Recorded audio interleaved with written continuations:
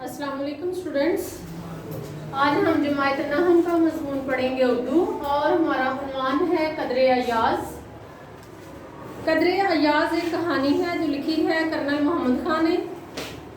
Colonel Mohammad Khan 1910 में पैदा हुए और 1999 में उनकी वफ़ात हुई। ये सारे MCQs आपको आया करते थे बोर्ड के एग्ज़ाम में, MCQs में ये सारे क्वेश्चन। अब चूँकि आपका स्मार्ट सिलेबस है इसलिए ये क्वेश्चन तो नहीं ही आएंगे, आपको डायरेक्ट कहानी का खुलासा वहाँ से सवाल जवाब आएंगे।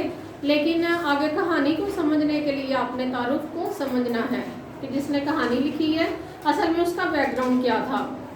तो कर्नल मोहम्मद खान 1910 में पैदा हुए, 1999 में उनकी वफ़ात हुई। ये तारीख पैदाइश हम इसलिए समझते हैं कि हम ये देख सकें कि जो लिखने वाला है उसका पस मंज़र क्या है, उसकी ज़हनी सतह क्या है। तो 1910 में जो पैदा हुआ है इसका मतलब है कि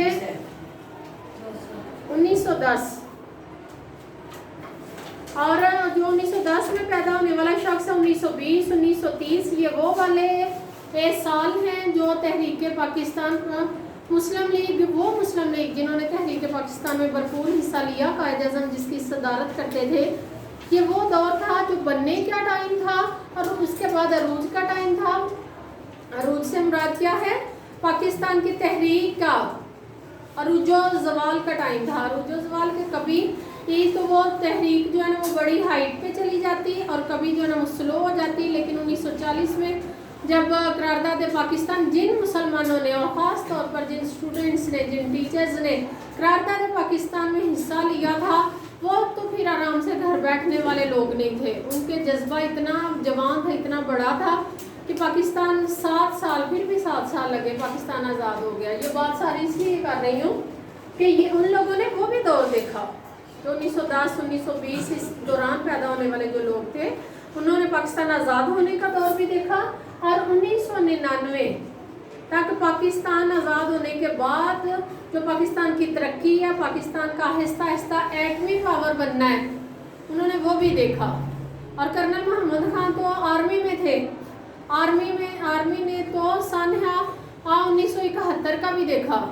1971 में क्या हुआ था? बांग्लादेश अलग हो गया था। तो आर्मी ने तो वो भी देखा कि कैसे वो सब कैसे साजिशें हुई।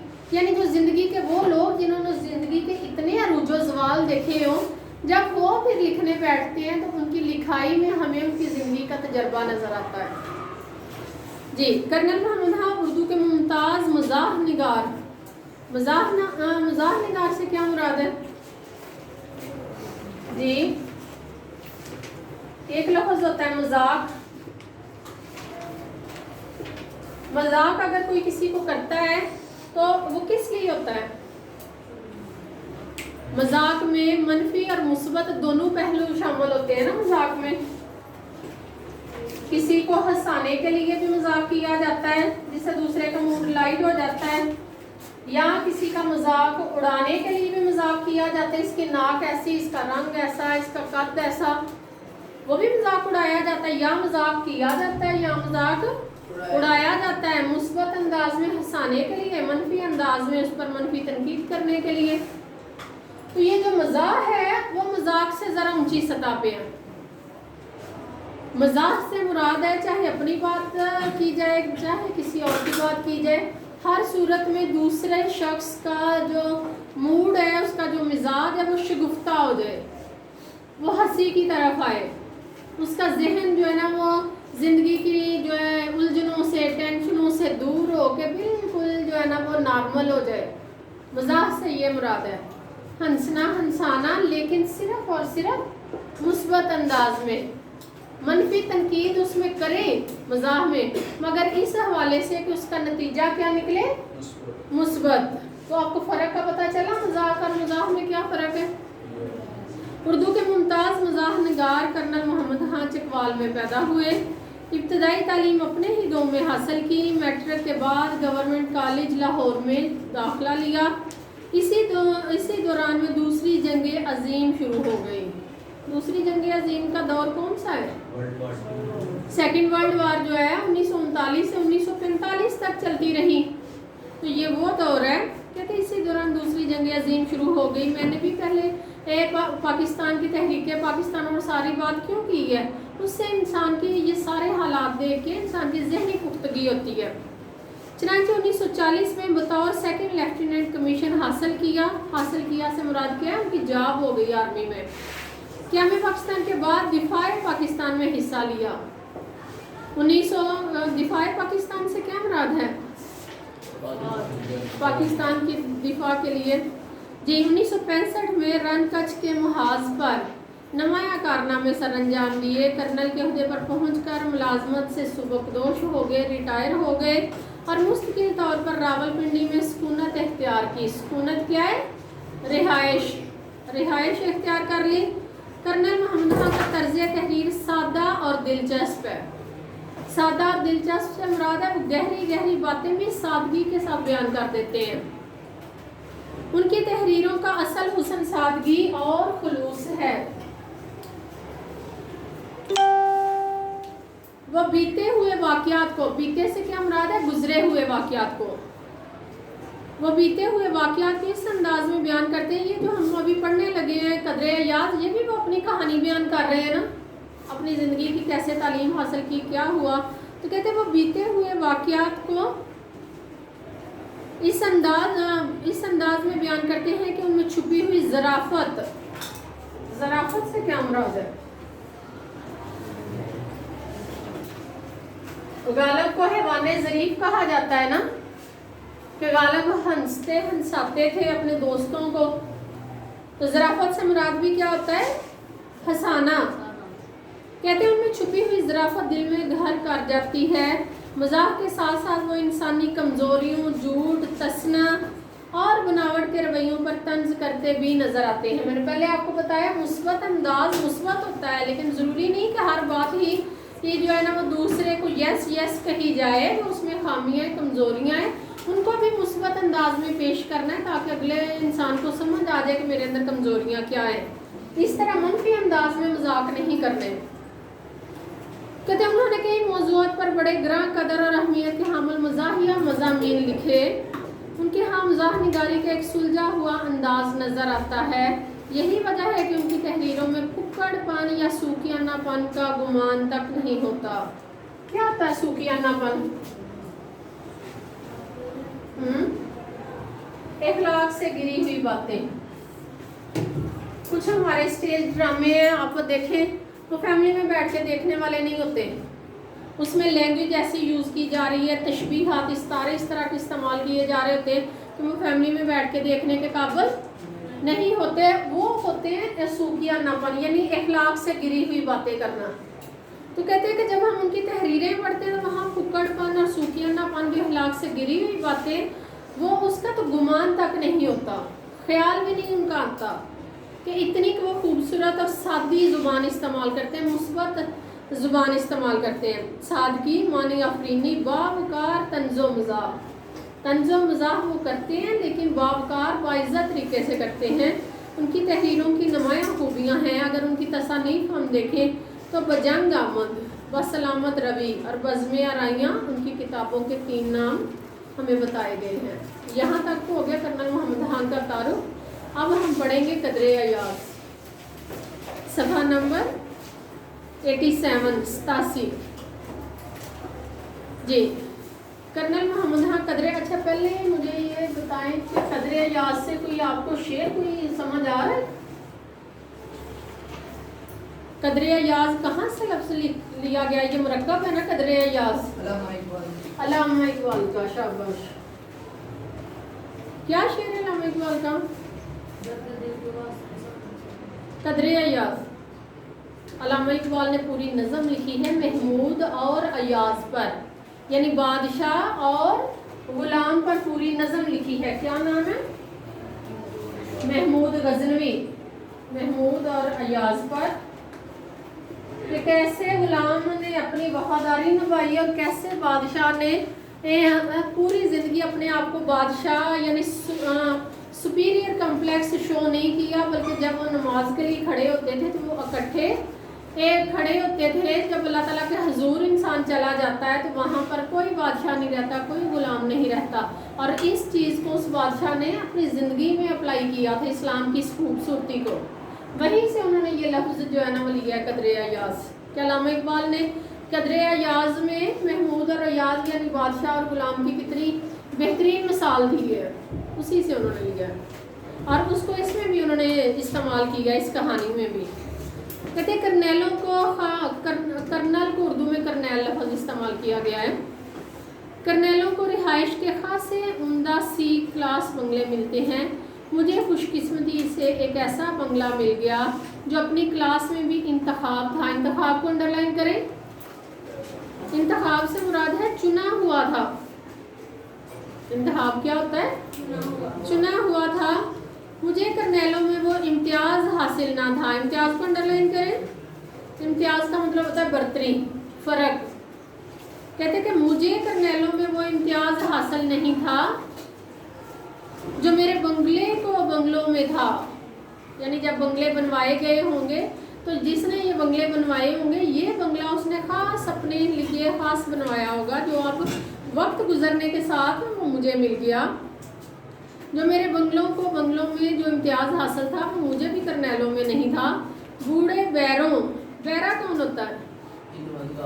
खिदमतगार, खाना पकाने वाले, बावर्ची। कहते बूढ़े बैरों से रवायत थी कि विल्सन रोड का ये ला शरीक बंगला, ला शरीक यानी बाकी बंगले इसके साथ शरीक नहीं होते थे, बाकी बंगले इस जैसे नहीं थे। ला शरीक बंगला विल्सन साहब ने ख़ास तौर पर अपने लिए बनवाया था। कहते हैं कि जो अब किसको मिल गया था, अब वो मुझे मिल गया था। यहाँ पर देखिए, यहाँ पर भी आजिज़ी आई है कि नहीं? कदर अयाज़ उन्होंने जो लफ्ज़ इस्तेमाल किया है उसमें उन्होंने अल्लामा इकबाल की वो नज़म जिसमें उन्होंने बादशाह की आजिज़ी का इजहार किया है, उसी के लिए लिया है ना ये लफ्ज़। तो यहाँ पर वो ये नहीं कह रहे कि मैं चूँकि बड़ा बहुत जो है ना वो काबल कर्नल था, मेरी काबिलियत बहुत ज़्यादा थी कि मुझे जो है ना वो एक शानदार बंगला दिया गया। कहते हैं उसकी बजाय वो क्या कह रहे हैं कि मुझे शायद मैं उतना काबिल नहीं था, मुझे जो है ना करनेलों में वो इम्तियाज़ हासिल नहीं था जो मेरे बंगले को था। पहले 3 लाइनों की 2.5 लाइनों की आपको समझ आई? इस पैराग्राफ, अगर ये आपको पैराग्राफ तशरीह के लिए आ जाता है तो यहाँ पर आपने ये लिखना है कि कर्नल मोहम्मद हाँ इसमें अपने आप को मुखातब कर रहे हैं, अपने बीती हुई, जो हमने उनके तारुफ में पढ़ा कि अपने बीते हुए वाक़यात बयान करते हैं, इसमें भी अपनी ही बात बयान कर रहे हैं कि विल्सन रोड पे मुझे बहुत बेहतरीन बंगला मिला, लेकिन साथ ही वो अपनी आजिज़ी भी बयान कर दी है कि शायद मैं उतना काबिल नहीं था जितनी अल्लाह ताला ने मेरे ऊपर रहमतें कर दी, जितनी मुझे फैसिलिटीज़ अल्लाह ताला ने जो है ना वो सहूलियात मुहैया कर दी। जी, ये बंगला कम बेश कम से मुराद तो थोड़ा, बेश से मुराद ज़्यादा। ये बंगला कम बेश 2 एकड़ अब अच्छी खासी जगह है, लोग 5-5, 10-10 मरले के घर में रहते हैं। और 2 एकड़ से क्या मुराद है? 1 एकड़ में कितनी कनाल होती हैं? मेरे ख्याल से 8 कनाल होती हैं। 1 एकड़ में, और 2 एकड़ में ये जो है ना वो बंगला था। ठीक है, तो कहते हैं कि ये बंगला कम बेश 2 एकड़ किता ज़मीन में, किता से मुराद है टुकड़ा, ज़मीन का टुकड़ा, और 2 एकड़ बहुत ज़्यादा जगह है। कहते हैं 2 एकड़ किता ज़मीन में वाक़या था, यानी किस्सा में अज़ल ने ही से खासा शाहाना तूलो अर्ज़ बख्शा था। किस्सा में अज़ल को अंडरलाइन करें। हाँ, अज़ल से मुराद क्या है? जब दुनिया शुरू हुई, किस्सा-ए अज़ल यानी जब दुनिया शुरू हुई, किस्मत लिखी जाने लगी, तो इस बंगले की भी किस्मत बड़ी ही खूबसूरत लिखी गई। इसलिए ये लफ्ज़ क्या है? किस्सा-ए अज़ल ने ही से खासा शाहाना। शाहाना से क्या मुराद है? शाही तौर पर जैसे बादशाह अपने महल बनवाया करते थे, बड़े बड़े कमरे, बड़े बड़े लान बनवाया करते थे, बैठने के लिए बारादरी बनवाया करते थे। कहते ये इतना बड़ा जो है ना वो बंगला, इतनी गुजरने की जो जगह है वो इतनी ज़्यादा, बैठने के लिए और हर चीज़ जो बड़े ही ख़ास एहतमाम के साथ बनवाई गई है, तो इसे भी शाहाना तूलो अर्ज़ बख्शा। तूल से क्या मुराद है? طول ہوتا ہے لمبائی، طول کیا ہوتا ہے؟ عرض کیا ہوتا ہے؟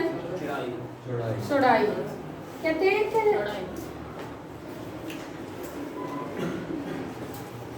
یہ جو بنگلہ ہے اس کو بادشاہوں جیسے بادشاہ کوئی بھی، آپ آج بھی لاہور میں شاہی قلعے میں جائیں تو آپ کو اندازہ ہو جائے گا کہ ایک ایک جو صحن ہے وہ کتنا کتنا بڑا ہے، کمرے کتنے کتنے بڑے ہیں وہاں پر. تو کہتے ہیں کہ اس بنگلے کو بھی شاہانہ طول و عرض جو ہے نا وہ قسم ازل سے ہی جو ہے نا وہ اس کی قسمت میں لکھ دیا گیا تھا. عمارت کے سامنے وسیع چمن تھا. چمن کیا ہے؟ باغ تھا جس کے حاشیے کیا ہوتے ہیں؟ کنارے، جو یہ ہم بورڈ کے یہ سائڈ پہ حاشیہ لگاتے ہیں، کنارے، دیواروں کے ساتھ. جی تو کہتے ہیں جس کے ساتھ وسیع چمن تھا جس کے حاشیے پر منہدی کی گہری سبز باڑ، منہدی پلانٹ کا نام ہے، اس کے پودے کا نام ہے. کہتے ہیں منہدی کی گہری سبز باڑ کے سر پر نیزوں اونچے. نیزہ کیا ہوتا ہے؟ جنگی سامان میں نیزہ استعمال ہوتا ہے نا، تلوار نیزہ وغیرہ استعمال ہوتا ہے. کہتے ہیں جس طرح نیزے پتلے اور لمبے ہوتے ہیں اسی طرح وہاں پر کیا تھے؟ نیزوں اونچے سرو درخت ہے اور سفیدے، سرو اور سفیدے کے پیڑ لہلہاتے تھے.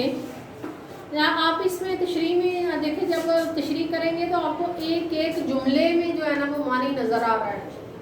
ایک ایک جملے کی تشریح تین چار لائنیں کی جا سکتی ہے. چمن میں جا بجا کیا ہے؟ جگہ جگہ. چمن میں جا بجا سرخ و سفید، یہاں سفید کو انڈرلائن کریں. یہ لفظ ہے سفید. کیا لفظ ہے؟ سفید. سفید کو انہوں نے کیا لکھا ہوا ہے؟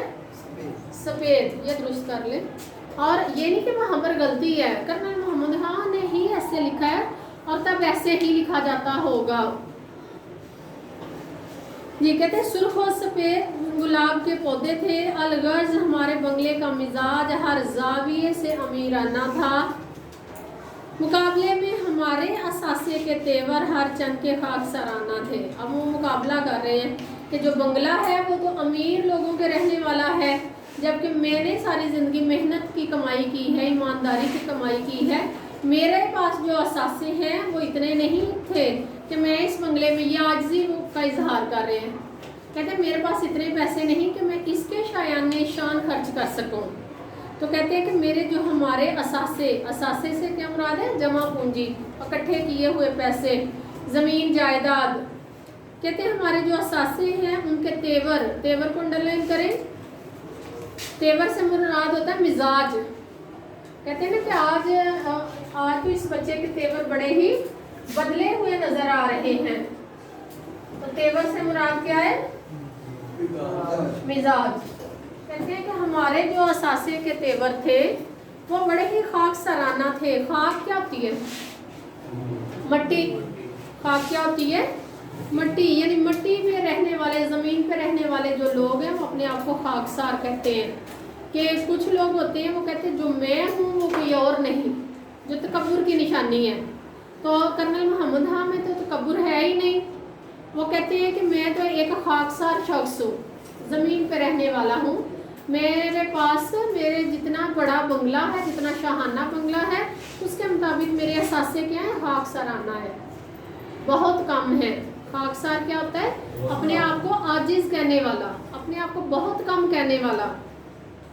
تاہم اپنے مکان کی شان کے پیش نظر ہم نے جوں توں یعنی جیسے تیسے کر کے ہر کمرے کے لیے قالین یا دری پیدا کر لی، یعنی اس کا انتظام کر لیا. اگرچہ اس کار خیر کو انڈرلائن کریں. کار خیر کا مطلب کیا ہے؟ نیک کام. کار کیا ہوتا ہے؟ کام. خیر کیا ہوتا ہے؟ اچھا. کہتے ہیں یہ جو اچھا کام تھا، یہ جو نیک کام تھا، قالین اور دریاں جو ہے نا وہ بندوبست کرنے والا، اس کا بیشتر کیا ہے؟ زیادہ تر جو اجر ہے، اس کا جو اجر کیا ہوتا ہے؟ یہ ایک وہ کر رہے ہیں، ایک تنقید کر رہے ہیں کہ کار خیر اصل میں ہوتا ہے کہ کوئی اس دنیا سے چلا جائے تو کہتے ہیں کہ اس کے لیے ثواب، اس کے لیے کار خیر کیا جائے، یعنی اس کے نام کے کوئی جو ہے نا وہ فنڈنگ کی جائے، اس کے نام کے کپڑے شپڑے دیے جائیں، اس کے نام کا کوئی نلکا وغیرہ لگوایا جائے، اس کے نام کا کسی کو اور کو حج کروا دیا جائے، کسی کی شادی کروا دی جائے، یہ ہوتے ہیں کار خیر. کہ اس زندگی سے لوگ جو ہمارے جو ہے نا پیارے چلے گئے ہیں ان کو ذرا اس کا ثواب ہو، اس کے لیے اجر اور کار خیر دونوں لفظ انہوں نے ملا کے اس میں استعمال کیے ہیں. کہتے ہیں ہمارا اس کا جو کار خیر تھا اس کا بیشتر اجر، اس کا ثواب کس کو جاتا ہے؟ مقامی کباڑیے کو ملا. مقامی جو کباڑیا تھا وہاں پر جس کے پاس پرانی چیزیں جو بیچتا تھا، ہم اس کے پاس گئے، اس کے پاس ہمیں کم قیمت میں قالین اور دریاں مل گئی جو لا کے ہم نے اپنے بنگلے میں ڈال لی. علاوہ عظیم مناسب فرنیچر بھی حاصل کر لیا. جی میرے خیال سے یہ 2 پیراگراف کافی ہیں، ایک 2.5 لائن کا اور ایک جو ہے نا وہ اگلا مکمل پیراگراف. اب آپ اپنے رجسٹر نکالیں، اس کی تشریح کریں اور میں دیکھتی ہوں. بہت شکریہ. السلام علیکم.